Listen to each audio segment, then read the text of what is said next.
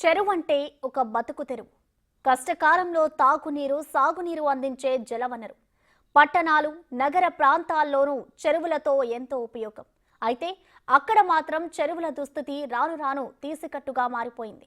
చెరువులకు care of గా ఉన్న ఆ జిల్లాల్లో ఇప్పుడు గుంటలు కూడా కనిపించడం లేదు.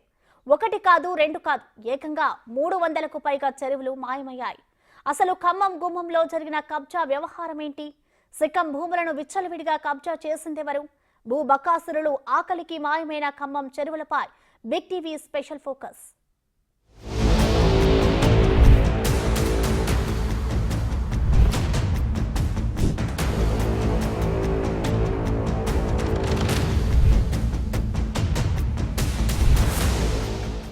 కబ్జాలతో కుచించుకుపోయిన సిక్కం భూములు.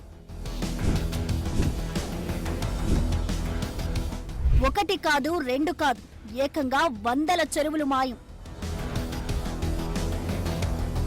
విచ్చలవిడిగా అక్రమ నిర్మాణాలు. కబ్జాదారులకు అండగా నాటి ప్రజాప్రతినిధులు. కనుమరుగైన గొలుసుకట్టు వ్యవస్థ. కట్టడి చేయడంలో నాటి ప్రభుత్వం విఫలం.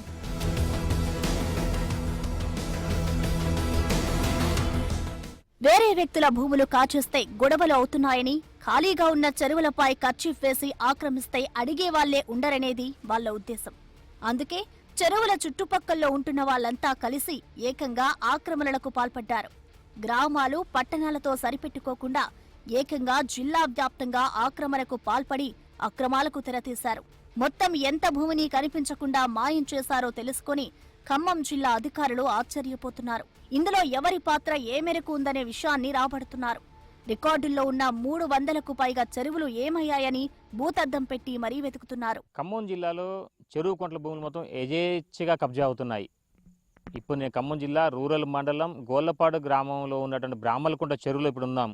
అదేంటి చెరువు అని చెప్పేసి పొలం చూపెడతా అనుకుంటున్నారా? మీరు విన్నది నిజమే. ఇది ఒకప్పుడు అనేక దశాబ్దాల పాటు ఈ చెరువుగా విరాజిల్లుతూ చుట్టుపక్కల రైతులకు భూగర్భ సాగుకు నీరందించినట్టు ఈ యొక్క బ్రాహ్మలకుంట చెరువు కాలక్రమేణి కబ్జా కోరల్లో చిక్కుకుపోయింది. దీనికి సంబంధించిన అధికారులు ఎవరు కూడా దీనిపై కనీసం కన్నెత్తి చూడిన ఘటన ఉంది. మరోవైపు చూసుకుంటే మాత్రం ఖమ్మం జిల్లా వ్యాప్తంగా సుమారు 200 చెరువులు, అంటే వేల కొద్ది ఎకరాల్లో చెరువు కుంట భూములు మాయమవుతున్నా కానీ ఈ ఐబీ అధికారులు కావచ్చు లేదా రెవెన్యూ శాఖ అధికారులకు పట్టించుకోని నేపథ్యం ఉంది. అయితే జిల్లా వ్యాప్తంగా ఏ గ్రామంలో ఎన్ని చెరువులు అనేక్రాంతం అయిపోయినాయి, ఏ ప్రాంతంలో వాటిని కబ్జా రాయిలు వారు యథేచ్ఛగా సాగు చేసుకుంటున్నారనే దానిపై కబ్జా గురైనటువంటి చెరువులు డేటా మొత్తం మీకు అందించడం సిద్ధంగా ఉంది బిగ్ టీవీ. ఖమ్మంలో మీరు చూస్తున్న ఈ ప్రాంతంలో దాదాపు 1000 ఎకరాలతో ఇక్కడ పెద్ద చెరువు ఉండేది. ఇక్కడ మత్స్యకారులు నిత్యం చేపలు పడుతూ జీవనోపాధి చేసుకునేవారు. వీరికంటూ ఓ సొసైటీ కూడా ఉంది. అయితే తాజాగా ఇరిగేషన్ వారు మత్స్యశాఖ డిపార్ట్మెంట్ కు ఓ లేఖ రాశారు. అందులో చెరువు కుంటలు అభివృద్ధి చేయాలని ప్రస్తావించారు. సరేనని మత్స్యశాఖ అధికారులు లిస్టు ప్రకారం ఫీల్డ్ మీదకు వెళ్లి చూడగా అక్కడి సీన్ చూసి షాక్ అయ్యారు. ఎందుకంటే అక్కడ కనీసం గుంట చెరువు కూడా లేదు. ఖమ్మం జిల్లాలో మత్స్యకారులకు సంబంధించిన చెరువులు మొత్తం దాదాపుగా అనేకాంతం అయిపోయినాయి. అనేక సంవత్సరాల నుంచి కూడా చాలా వరకు ఉన్న చెరువులు సుమారు 1000 ఎకరాల పైగా చెరువులు మొత్తం కూడా ఆక్రమణకు గురైపోయిన నేపథ్యం ఉంది. ప్రత్యేకంగా సాధించుకున్న తెలంగాణలో మాత్రం తమ జీవితాలు బాగుపడతాయి అని చెప్పి అనేక అంటే ఉద్యమకారులు కావచ్చు, మరోవైపున విద్యార్థులు కావచ్చు, ప్రతి ఒక్క గ్రామం నుంచి కూడా ప్రత్యేక తెలంగాణ కోసం పోరాడి తమ రాష్ట్రం చిందిస్తే చాలా వరకు అంటే మన నిధులు, మన నియామకాలతో పాటుగా మన జీవితాలు బాగుపడతాయి అని చెప్పి చాలా వరకు ఆశతో ఎదురు చూసినటువంటి ప్రజలకు మాత్రం చివరికి ప్రతి ఒక్క గ్రామంలో ఉన్నటువంటి చెరువులు మొత్తం కూడా అనేకాంతం కావడంతో మత్స్యకారుల సంఘం మొత్తం కూడా డీలబడిపోయింది. మొత్తానికైతే మాత్రం ఖమ్మం జిల్లాలో చూసుకుంటే మాత్రం సుమారు 10 సంఖ్యలో ఉన్నటువంటి కుంటలు, సుమారుగా 200 కుంటలు అంటే గ్రామాలలో ఉన్నటువంటి చెరువులు, మత్స్యకారుల చెరువులు మొత్తం కూడా అనేకాంతం అయిపోయిన నేపథ్యం ఉంది. దీనిపై ఇప్పటికే బిగ్ టీవీ స్పెషల్ ఫోకస్ పెట్టింది. మొత్తానికైతే మాత్రం ఏ గ్రామంలో చూసినా సరే సుమారు అంటే ఒక కుంట అంటే సుమారు ఒక 10 ఎకరాల పైగా ఉన్నటువంటి చెరువుని మొత్తం కూడా ఆ సమీపంలో ఉన్న రైతులు కావచ్చు, అదేవిధంగా మరి కొంతమంది రాజకీయ నాయకులు తమకున్న పలుకుబడిని ఉపయోగించి మొత్తానికైతే మాత్రం యథేచ్ఛగా వాటికి సిక్కం భూమి పట్టాలను వాటి సంపాదించుకొని 58-59 జీవోను సాక్షిగా చూపెట్టేసి యథేచ్ఛగా వాటిని తమ కబ్జాలో ఉన్న భూమిని అధికారికంగా ఏదో ఒక పత్రం సంపాదించుకున్న నేపథ్యం ఉంది. గత 10 ఏళ్లలో భూముల ధరలకు రెక్కలొచ్చాయి. ఎకరాకు 1 కోటి వరకు డిమాండ్ పెరిగింది. దీంతో అక్రమార్కుల ఆకలి పెరిగింది. గ్రామాల్లో భూములకే కాక ప్రభుత్వ అసైన్డ్ భూములు, చెరువులను యథేచ్ఛగా ఆక్రమించి లాభాలు గడించారు. పంటలను పండించే చెరువులను మాయం చేసి భూదందాలకు తెరలేపారు. ఖమ్మం జిల్లా రూరల్ మండలంలో ఉన్నటువంటి ఈ యొక్క తీర్థాల గ్రామంలో మనం ఇప్పుడు ఉన్నాం. ఈ యొక్క తీర్థాల గ్రామంలో ఉన్నటువంటి పెద్ద పెద్ద చెరువు దగ్గర మనం ఇప్పుడు ఉన్నాం. ఈ పెద్ద చెరువుకు సుమారు అంటే 3 గ్రామాల సమీపంలో ఉంటుంది. ఇది మొత్తానికి అయితే ఒకవైపున మంగళగూడెం కావచ్చు, మరోవైపున గోండాల తండ కావచ్చు, మరోవైపున తీర్థాలకు అంటే ఈ యొక్క 3 గ్రామాల నుంచి పాటుగా పై ఎత్తు గ్రామాల నుంచి మరో 5 గ్రామాల నుంచి కూడా వస్తున్నటువంటి వాటర్ ఫ్లో మొత్తం కూడా 100 ఎకరాల పైగా ఉన్నటువంటి ఈ యొక్క పెద్ద చెరువుకు చేరడంతో ఇక్కడ అలుగు పడితే మాత్రం ఇదే అలుగు మొత్తం మున్నేరుగా వరద తాకిడి పెరుగుతూ ఉంటుంది. అలాంటిది ఆనాటి కాలంలోనే అంటే రజాకాలంలో బ్రిటిష్ కాలంలోనే దీనికి ఒక ప్రత్యేక ట్యాంక్ బండ్ ఏర్పాటు చేశారు. ఆ ట్యాంక్ బండ్ కూడా సుమారు అనేక సంవత్సరాల తరబడి అంటే 100 సంవత్సరాల పైగా ఉన్నటువంటి బండను కూడా చివరకు అక్రమదారులు సమీపంలో ఉన్న పొలాలు మొత్తం కూడా నీట మునుగుతున్న యొక్క సాగుగా చూపేసేసి వాళ్ళ యొక్క ఎవరికి తెలియకుండానే దానికి బొంగు పెట్టడంతో పాటుగా ఆ గోడలు కూడా బీటలు వారిపై పడిపోయిన నేపథ్యం ఉంది. మరోవైపు చూసుకుంటే కనుక సమీపంలో ఉన్నటువంటి భూములు మొత్తానికి కూడా ఆంధ్రాకి సంబంధించినటువంటి వ్యక్తులు ఎక్కువగా ఈ యొక్క ప్రాంతానికి చేరుకోవడం, ఇక్కడికి వచ్చేసి ఈ యొక్క భూములపై కన్నేసి ఈ యొక్క భూములు దీంట్లో ఉన్నటువంటి అంటే చెరువుకు అంటే వాళ్ళకి సాగు చేసుకునేందుకు వీలుగా ఆక్వా చెరువులు అంటే వాటిని నిర్మాణం చేసుకునే విధంగా రంగం సిద్ధం చేసుకుంటూ పావులు కలుపుతున్న నేపథ్యం ఉంది. ఖమ్మంలోని తీర్థాల గ్రామం వాస్తవంగా 100 ఎకరాల్లో చెరువు ఉండేది. తాత ముత్తాతల నాడు అతి పెద్ద విస్తీర్ణంతో బాగా నిండుగా కనిపించేది. నిత్యం చుట్టుపక్కల గ్రామస్తులు చేపలు పడుతూ ఉండేవారు. పంట పొలాలకు ఇదే జీవనాధారం.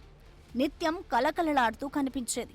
అలాంటిది అదే వారి పాలిట శాపమైంది. తెలంగాణ వచ్చాక భూముల ధరలకు రెక్కలొచ్చాయి. చుట్టుపక్కల వాళ్ళు చూస్తూ ఊరుకుంటారా? తలా ఓ చెయ్యేశారు. ఇంకేముంది, రోజు రోజుకు దాని షేప్లో మార్పొస్తోంది. ఫైనల్ గా చెరువు ప్లేస్ లో ఫెన్సింగ్ వచ్చింది. చూస్తుండగానే 100 ఎకరాల చెరువు గత 10 ఏళ్లలో ఈ విధంగా మారిపోయింది. 30 సంవత్సరాల గురించి ఆక్రమణలో ఉంది చెరువు. 30 సంవత్సరాల నుంచి ఆక్రమణలో ఉంది. మాకు చేపలు మా తాతలు తండ్రులు చేపలు పెట్టారు. ఇప్పుడు పట్టడానికి మాకు ఆస్కారం లేకుండా అయిపోయింది. మొత్తం కబ్జా చేసి పడేశారు. అది చూస్తున్నాం, చారాన అయింది, తీపోతే బారాన అవుతుంది అన్న పరిస్థితి ఉంది. ఇప్పుడు ఎన్ని సంవత్సరాల క్రితం ఎక్కువ ఇదంతా కబ్జాకి ఎక్కువ వచ్చింది? 10 సంవత్సరాల క్రితం నుంచి సార్ ఇది బాగా. అప్పుడు కొంచెం ఉండేది, ఇప్పుడు బాగా ఆంధ్ర వాళ్ళు ఎగబడి ఎక్కడికెక్కడ భూములు కొనేసి చెరువును మొత్తం కబ్జా చేసి పడేశారు సార్. అంటే ఇటీవల కాలంలో చెరువుకి సంబంధించిన వేరే వాళ్ళు కూడా వచ్చి ఒక కుంట అంటే ఎకరం వచ్చేసి 15 లక్షలు 13 లక్షలు ఇస్తా మాకు మీరంతా సంతకాలు పెట్టని చెప్పి అన్నారు. నిజమేనా? నిజమే సార్ ఇది. ఎందుకంటే వాళ్ళకి కావాల్సింది భూమి కావాలి. భూమి కావాలంటే ఎక్కడ దొరకటాలి సార్. ఎవరు కూడా అమ్మే పరిస్థితిలో లేరు పట్టా భూములు. ఇది ఇక రాజకీయ నాయకుల వల్ల వాళ్ళ వీళ్ళ వల్ల అందరు కలిసి దీన్ని కబ్జా చేసేసి ఈ 10 సంవత్సరాల మంచి ఇంకా ఆక్రమణ ఎక్కువైంది సార్. ఈ తెలంగాణ వచ్చిన కాడ నుంచి మాకు ఏమాత్రం కూడా చేపలు పట్టుకోవటానికైనా దేనికైనా ఆస్కారం లేదు సార్. దీని గురించి మేము ఎవరికి చెప్పినా కానీ పట్టించుకోవటం లేదు సార్. పెద్దోళ్ళు చేతులుండి ఈ మొత్తం 100 ఎకరాల చెరువుని ఆక్రమించుకోరు సార్ తీర్థాల గ్రామ పంచాయతీ. ఇప్పటి వరకు చూసుకుంటే మీరు ఒక ఉప సర్పంచ్గా ఉన్నారు. మీకున్న కొద్దిగా ఉన్నటువంటి రాజకీయ పలుకుబడితో కూడా కొద్దిగా అక్రమానికి బ్రేక్ వేసేటట్టుగా మీకు అడ్డుకున్నారనే విషయం కూడా తెలుస్తుంది. నిజమేనా? అవును సార్, మేము పోయినాం కానీ సార్, పోయినా కానీ ఎవరు మమ్మల్ని పట్టించుకోవటాలేదు సార్. ఎవరు మమ్మల్ని లెక్క చేయటాలేదు. ఇది ఎవరన్నా ఏదన్నా అంటే ఇది పట్టాలు అయిపోయిన భూమి మీరు ఏడ చెరువు ఉందంటారు, యాడుందని అంటారు సార్. మేము ఫోటోలు ఈ ఆధారాలతో సహా పోయినాం సార్. పోయి నేల ఏడీ గారి దగ్గరికి వాళ్ళ కాడికి పోయి కూడా చూపించినా కానీ వాళ్ళ నామకే వాస్తు వచ్చి చూసిపోయారు కానీ సార్ దీన్ని ఏమాత్రం కదిలియలేదు. మేము ఆర్ఐ గారి దగ్గరికి పోయినాం సార్, ఎంఆర్ఓ గారి దగ్గరికి పోయినాం. ఆర్ఐ గారు కూడా మీకు సర్వే చేపిస్తానన్నారు సార్. వాళ్ళకి ఆర్ఐ గారికి లెటర్ ఇచ్చారు సార్. వాళ్ళు మేము సర్వే చేయండి అని పంపిస్తే సార్ వాళ్ళు రెస్పాన్సిబుల్ లేరు సార్. ఆ రాజకీయ నాయకుల వల్ల ఒత్తిడి వల్ల వాళ్ళు రాలేదు సార్. ఇటీవల కాలంలో ఇదే భూములకు ఇదే చెరువు భూమి మొత్తం ఆక్రమణ గురైంది అనేది మీ పెద్దలు కావచ్చు. ఇప్పుడు నువ్వు మత్స్యకారి సొసైటీ సంఘ నువ్వు అధ్యక్షుడిగా ఉన్నావు, దాంట్లో సభ్యులుగా ఉన్నారు. దాంతోపాటు చూసుకుంటే చాలా వరకు ఈ యొక్క భూమి పైన గతంలో ఇది తుమ్మల నాగేశ్వరరావు మంత్రిగా ఉన్న సమయంలో కూడా ఇక దీన్ని ఒక ట్యాంక్ బండ్గా చేద్దామని చెప్పని ఎడదాకా వచ్చారు. వర్కర్ని కూడా తీసుకొని వచ్చారు. దీనికి సంబంధించిన ఎస్టిమేషన్ కూడా రెడీ అయినారు. నిజమేనా? అవును సార్, నిజమే సార్. సార్ గారు మన ఇక్కడికి ఛార్జ్ తీసుకున్నప్పుడు ఇదేదో మీటింగ్ అని చెప్పేసి ఇటు వచ్చారు సార్. వచ్చి కట్టెక్కి చూసి అప్పటికప్పుడు చేద్దామనే ఆలోచనతోనే చూశారు సార్. కానీ ఏమైందో ఏమో పెద్దలు ఇక కొంతమంది పెద్దలు ఏమైందో ఏమో అప్పటికప్పుడు వచ్చారు, చూశారు, తర్వాత క్యాన్సిల్ చేశారు సార్. అదేవిధంగా ఇది ఒక్క మత్స్యశాఖ సంబంధించింది కాదు సార్. ఆకేరు మున్నేరు ఉన్నా కానీ అది రైతులకి సాగుకు ఉపయోగపడదు సార్. ఇదేంటంటే ఆకేరికి మున్నేరుకి పై అంటే ఉన్న కింద 2 గ్రామాలకు కూడా కింద ఉన్నాయి కాబట్టి గ్రౌండ్ వాటర్, తాగు వాటర్కి కానీ రైతులకి వ్యవసాయ పరంగా కానీ బావులలో నీళ్లు ఉండటానికి కానీ ఇది అదేవిధంగా స్టోరేజ్ వాటర్ కానీ దేనికైనా కానీ చాలా విధాలుగా రైతులకి 100 ఎకరాలకి సాగునీటిగా ఉపయోగపడే ప్రాజెక్ట్ చెరువు సార్ ఇది. కాకపోతే ఇక పైన మామూలుగా వేరే ఇక పైన కొంతమంది ఎవరు స్వార్థం వాళ్ళకి చూసుకొని కొంతమంది కొంత భూములు మునుగుతున్నాయని చెప్పేసి మా తాతల కాలం నాటినే తెలవకోకుండా దాన్ని కొంచెం బొంగ పెట్టే సరకలే కదా అది అట్ట ఈ గత 5-10 సంవత్సరాలలో ఇంకా ఎక్కువ కబ్జాలకు గురైంది సార్. ప్రస్తుతం ఎకరం కోట్లలో పలుకుతున్న ఈ ప్రాంతంలో చెరువులను ఆక్రమిస్తుంటే మరి అధికార యంత్రాంగం ఏం చేస్తుందన్నది దాదాపు ప్రతి సామాన్యునికి వచ్చే సందేహం. నిజమే. ఇక్కడ గమ్మత్తేమిటంటే అసలు ఆక్రమణదారులకు పట్టాదారు పాసు పుస్తకాలు జారీ చేసిందే అధికారులైతే ఇంకా చర్యలెక్కడా, చెరువుకు రక్షణెక్కడా?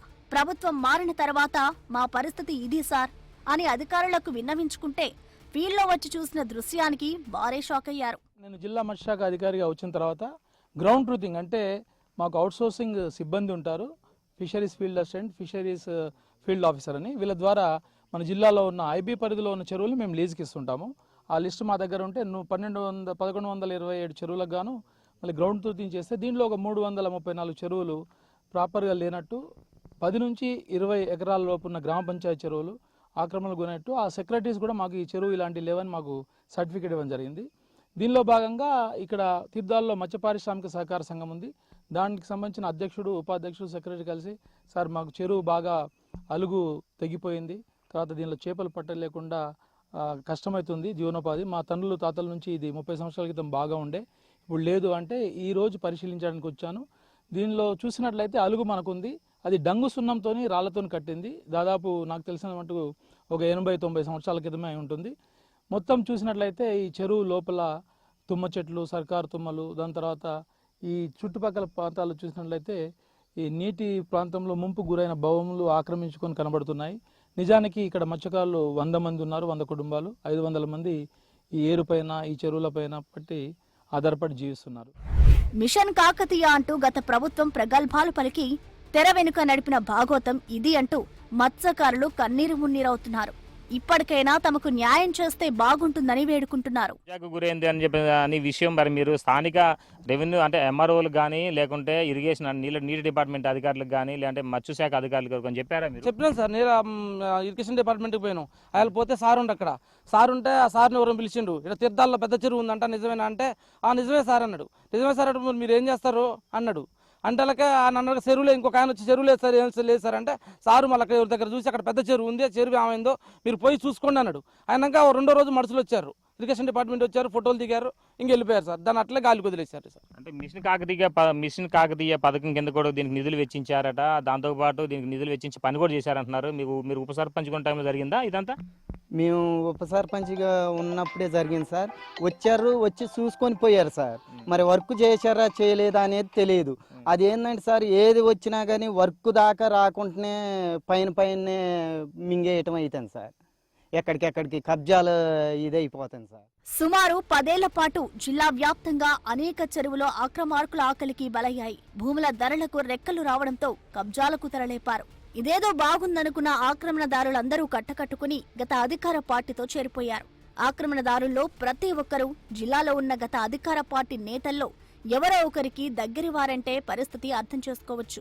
గత ప్రభుత్వ అండతో ఒకవైపు ఆక్రమణదారులు రెచ్చిపోతుండగా మరోవైపు చెరువులను, ఇతర ప్రభుత్వ భూములను ఎప్పటికప్పుడు కాపాడాల్సిన రెవెన్యూ యంత్రాంగం మాత్రం పోస్టింగ్ల ఆశతో నేతల ముందు మోకరిల్లిందని స్థానికులు ఆపోతున్నారు.